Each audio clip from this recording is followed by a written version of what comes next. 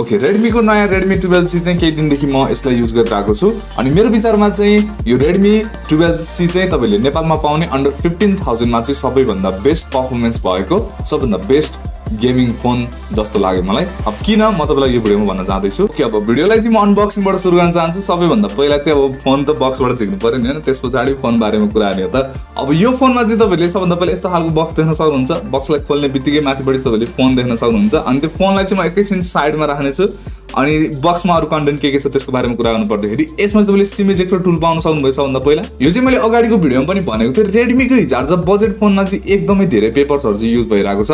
Redmi लाई बाल छैन, इन्भाइरोमेन्टको बारेमा बाल छैन, यता त्यता त्यो सस्टेनेबल केही पनि मतलब छैन। Redmi लाई चार्जर पनि दिएको छ बक्समा अनि त्यसको पेपरहरु पनि ठुसठुसके दिएको छ। बक्सको साइज पनि तपाईले एकदमै ठुलो पाउन सक्नुहुन्छ। यी कुराहरुमा चाहिँ थोरै ध्यान दिने हो कि जस्तो लाग्यो मलाई। Redmi ले यत्रो धेरै पेपर चाहिँ वेस्ट गर्नु ठीक होइन जस्तो लाग्छ मलाई। अब यो फोनमा तपाईले के ध्यान दिनु होला भने यसमा तपाईलाई सिलिकन केस चाहिँ दिएको छैन, तपाईलाई कभरहरु केही पनि दिएको छैन। एक्स्ट्रा तपाईले किन्नु पर्ने हुन्छ कभरको लागि। अनि त्यसैगरी तपाईले माइक्रो USB को केबल पाउन सक्नुहुन्छ अनि 10 वाट को तपाईलाई चार्जर दिएको छ। यदि नै तपाईले चाहिँ बक्समा पाउन सक्नुहुन्छ।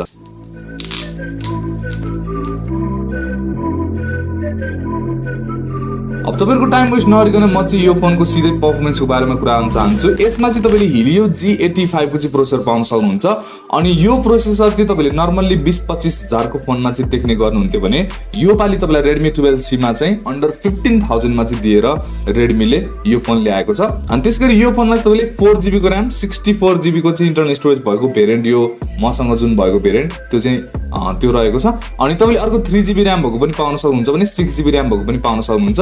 सो मेरो विचारमा चाहिँ यो 4GB RAM 64GB चाहिँ तपाईहरुलाई पर्फेक्ट डिल हुन्छ जस्तो लाग्यो अन्डर 15,000 यदि यो फोन लिने सोचिराख्नु भएको छ भनेदेखि। अब जहाँसम्म परफर्मेन्सको बारेमा कुरा छ, हामीले चाहिँ यो भन्दा अगाडिको भिडियोमा चाहिँ यो फोनमा गेमिङ गरेर हेरेका थियौं। यदि तपाईले चाहिँ त्यो भिडियो हेर्नु भएको छैन भनेदेखि चाहिँ यो आई बटनमा थिचेर तपाईले हेर्न सक्नुहुन्छ। अनि त्यो भिडियोमा चाहिँ मैले तपाईलाई स्क्रिन रेकर्ड गरेर यो फोनमा अनि त्यसैगरी मैले यसमा PUBG खेलेर हेरेको थिएँ, फ्री फायर खेलेर चाहिँ हेरेको थिएँ।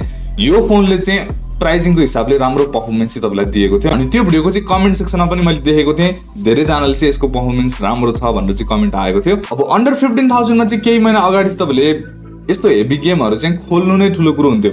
कुनै गेम चाहिँ प्लेएबल भयो भने त्यो राम्रो कुरा हुन जान्थ्यो। तर यो फोनमा चाहिँ तपाईले राम्रोसँग खेल्न सक्नुहुन्छ। जाइरोस्कोप चाहिँ तपाईलाई दिएको छैन यो फोनमा। यो प्राइजिङमा चाहिँ तपाईले जाइरोस्कोप पाउन सक्नुहुँदैन। यदि तपाईले जाइरो प्लेयर हुनुहुन्छ भनेदेखि तपाईले राम्रोसँग यसमा खेल्न सक्नुहुँदैन। तर यदि नर्मल तपाईले खेल्न चाहनुहुन्छ भनेदेखि यो फोनमा चाहिँ राम्रोसँग तपाईले चाहिँ खेल्न सक्नुहुन्छ। तपाईहरुलाई चाहिँ फेरि 25,000 30,000 को जस्तो फोनले चाहिँ डेफिनेटली परफर्मेन्स दिदैन। तर प्राइजिङको हिसाबले चाहिँ मेरो विचारमा यसमा राम्रोसँग PUBG तपाईले खेल्न सक्नुहुन्छ, फ्री फायर खेल्न सक्नुहुन्छ, कल अफ ड्युटी भयो, हेभी गेम्सहरु पनि खेल्न सक्नुहुन्छ भनेर चाहिँ म तपाईले दामी खेल्न सक्नुहुँदैन, खेल्न चाहिँ सक्नुहुन्छ। अनि नर्मल बाँकी अरु गेमहरु त मज्जाले चल्छ यसमा। सो मेरो विचारमा चाहिँ यो परफर्मेन्सको लागि एकदम राम्रो हो। अब त्यसगरी यो फोनको क्यामेराको बारेमा कुरा गर्नु पर्दाखेरि क्यामेरा पनि यो फोनको चाहिँ एकदमै राम्रो छ। तपाईले 50 मेगापिक्सलको चाहिँ प्राइमरी सेन्सर पाउन सक्नुहुन्छ यो फोनमा। यहाँ चाहिँ म तपाईलाई केही शर्ट्सहरु चाहिँ देखाउन चाहन्छु। यो फोनले चाहिँ एकदमै राम्रो फोटोहरु चाहिँ लिएको छ, तपाईले हेर्न सक्नुहुन्छ। अनि यो एकचोटी पोर्ट्रेट फोटो तपाईले हेर्नु, यो पोर्ट्रेट फोटोमा चाहिँ यसले एज डिटेक्सन कति राम्रोसँग गरेको छ। अनि यो चाहिँ मैले सनलाइटको ठ्याक्कै अपोजिटबाट चाहिँ खिचेको थिएँ भनेको अलिकति गाह्रो सिचुएसनमा चाहिँ थियो तर पनि यो फोनले चाहिँ राम्रोसँग परफर्मेन्स दिएको छ तपाईलाई। अनि त्यसैगरी अर्को तपाईले यो 50 मेगापिक्सलको शट हेर्नु होला, यसमा चाहिँ जुम गर्दाखेरि पनि तपाईले राम्रो डिटेल्स चाहिँ पाउन सक्नुहुन्छ। बाकी अरु नर्मल शट्सहरु चाहिँ यो फोनमा एकदम राम्रो छ। सेल्फी क्यामेराको बारेमा कुरा गर्नु पर्दाखेरि चाहिँ यसमा तपाईले 5 मेगापिक्सलको सेल्फी क्यामेरा पाउन सक्नुहुन्छ जसको परफर्मेन्स चाहिँ डिसेन्ट लाग्यो मलाई।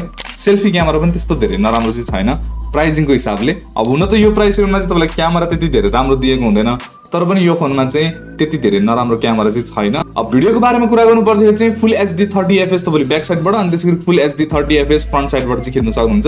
यहाँ रह्यो भिडियोको स्याम्पल। ओके, यो भिडियो रेकर्ड भइरहेको छ Redmi को 12C बाट अनि म चाहिँ यहाँ हल्का फुल्का हिँडिरहेको छु। यस्तो खालको तपाईले स्टेबलाइजेसन पाउन सक्नुहुन्छ। अब फोकस हेरौँ एकलट। डाइनामिक रेन्ज तपाईले हेर्न सक्नुहुन्छ। अब यो प्राइस सेगमेन्टको फोनमा चाहिँ डाइनामिक रेन्ज त्यति राम्रो त हुँदैन हैन, त्यो पनि ठिकठाक जस्तो लाग्यो मलाई।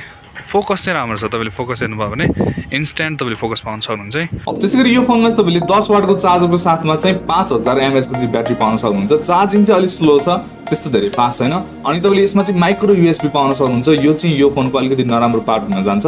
तपाईले चाहिँ यसमा माइक्रो USB पाउन सक्नुहुन्छ। टाइप C दिएको भए त दामी हुन्थ्यो, तर छैन। त्यसैगरी यो फोनको डिस्प्लेको बारेमा कुरा गर्नु पर्दाखेरि अनि डिजाइनको बारेमा कुरा गर्नु पर्दाखेरि चाहिँ यो फोनको ब्याक साइडको डिजाइन चाहिँ मलाई धेरै राम्रो लागेको छ। तपाईले यो ब्याक साइड हेर्न सक्नुहुन्छ, यसमा तपाईले टेक्सचर फिनिश दिएको छ जसले गर्दाखेरि चाहिँ हातमा फिल एकदमै राम्रो तपाईलाई दिन्छ प्राइसिङको हिसाबले। यो चाहिँ प्लास्टिककै फोन भए पनि तपाईलाई हातमा चाहिँ राम्रो फिल दिन्छ। अनि त्यसैगरी डिस्प्लेको बारेमा कुरा गर्नु पर्दाखेरि चाहिँ तपाईले यसमा HD+ को 60 हर्ज को डिस्प्ले पाउन सक्नुहुन्छ। अनि यो डिस्प्ले प्यानल पनि मेरो विचारमा राम्रो प्यानल हो, किनभने मैले घाममा लगेर यसलाई युज गर्दाखेरि पनि त्यस्तो धेरै नराम्रो चाहिँ थिएन। 500 निट्सको तपाईले यसमा ब्राइटनेस पाउन सक्नुहुन्छ, तर पनि तपाईले घाममा युज गर्दाखेरि चाहिँ अब धेरै नै राम्रो त छैन, तर प्राइसिङको हिसाबले चाहिँ मेरो विचारमा यो डिस्प्ले पनि राम्रो हो। त्यसैगरी यो फोन चाहिँ हातमा लिँदाखेरि पनि एकदमै कम्फर्टेबल जस्तो लाग्यो मलाई हैन। यसको डिस्ट्रिब्युसन पनि राम्रो छ, वेट डिस्ट्रिब्युसन देखि लिएर। अनि यो फोन चाहिँ तपाईहरुको लाइट वेट छ, त्यस्तो धेरै हेभी वेट चाहिँ छैन। त्यो भएर चाहिँ हातमा युज गर्दाखेरि चाहिँ तपाईलाई एकदमै धेरै कम्फर्टेबल चाहिँ हुनेछ। अनि यसमा तपाईले सिंगल स्पिकर पाउन सक्नुहुन्छ तलपट्टि। सिंगल स्पिकरको परफर्मेन्स पनि डिसेन्ट लाग्यो मलाई। अनि त्यसैगरी तपाईलाई फिंगरप्रिन्ट सेन्सर चाहिँ यहाँ ब्याक साइडमा दिएको छ, जुन चाहिँ टच गर्ने बित्तिकै अन भइहाल्छ। अनि त्यसैगरी हेडफोन ज्याक तपाईलाई माथिपट्टि दिएको छ यो फोनमा। अनि तपाईले यसमा डेडिकेटेड सिम कार्ड स्लट चाहिँ पाउन सक्नुहुन्छ, भनेको मेमोरी कार्ड पनि यसमा तपाईले लगाउन सक्नुहुन्छ अनि दुईटा सिम पनि लगाउन सक्नुहुन्छ। अनि यो फोनमा तपाईले 2.4 गीगाहर्ज अनि 5 गीगाहर्ज दुईटै वाइफाई चाहिँ मजाले सपोर्ट गर्छ, स्क्यान गरेर तपाईले मजाले चलाउन सक्नुहुन्छ। अनि एन्ड्रोइड तपाईलाई 12 दिएको छ यो फोनमा। अनि त्यसैगरी तपाईले MIUI मा पाउन सक्नुहुन्छ, Android 12 out of the box तपाईले पाउन सक्नुहुन्छ। अब त्यसैगरी सफ्टवेयरमा चाहिँ म एउटै कुरा भन्न चाहन्छु, यो फोनमा तपाईले प्री इन्स्टल एपहरु चाहिँ एकदम धेरै देख्न सक्नुहुन्छ। यो प्री इन्स्टल एपहरु चाहिँ तपाईलाई नदिएको भए चाहिँ कस्तो राम्रो देखिन्थ्यो फोन हैन। तर यो फोनमा एड चाहिँ तपाईले फेस गर्नुपर्ने हुन्छ है, झुलुक झुलुक एड चाहिँ तपाईलाई देखाइदिन्छ। अनि त्यो भएर चाहिँ प्यारेन्ट्सहरुलाई युज गर्नको लागि चाहिँ अलिकति डिस्कम्फर्ट चाहिँ हुन सक्छ। त्यसको लागि तपाईले फोनलाई सेटअप गर्दाखेरि चाहिँ त्यहाँ एउटा पर्सनलाइज्ड एप भन्ने चाहिँ अप्सन आउँछ, त्यसलाई अफ गरिदिनु भयो भने चाहिँ केही हदसम्म चाहिँ एड तपाईले हटाउन सक्नुहुन्छ, तर कम्प्लिटली चाहिँ यो फोनमा एड चाहिँ हट्दैन। सो मेरो विचारमा चाहिँ मैले तपाईलाई यो फोनको बारेमा सबै भने होला। अब कन्क्लुजनमा भन्नु पर्दाखेरि चाहिँ यो फोन अन्डर 15,000 मा आउने सबैभन्दा राम्रो परफर्मेन्स भएको फोन हो। अनि 4GB को र्याम 64GB को साथमा तपाईले 14,500 मा पाउन सक्नुहुन्छ। त्यो भेरिएन्टको अनुसार चाहिँ तपाईले धेरै राम्रो फोन चाहिँ पाउनु भएको छ। अनि त्यसैगरी क्यामेरा पनि यसमा राम्रो छ।